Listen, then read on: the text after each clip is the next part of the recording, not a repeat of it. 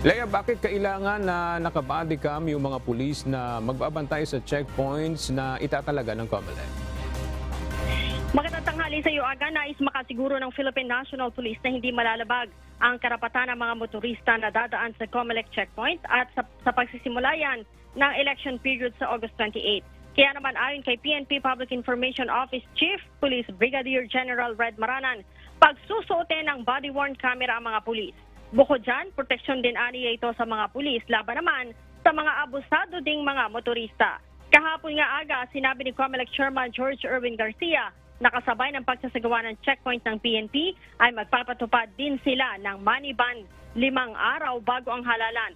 Kaya naman bukod sa mga baril, iligal na droga at iba pang kontrabando, isasama na ng mga pulis sa panghuhuli sa ang mga magdadala na mahigit sa 500,000 pisong halaga ng pera. Layo nito, ayon kay Chairman Garcia, na maiwasan ang pamimili ng boto para sa darating na barangay at sangguniang kabataan election sa October 30. Exempted naman daw, Aga, sa gagawing panghuhuli ang mga may maipapakitang dokumento na lehitimo ang pagdadala nila ng malaking halaga ng pera. Balik sa iyo, Aga. Maraming salamat, Leia Ilagan.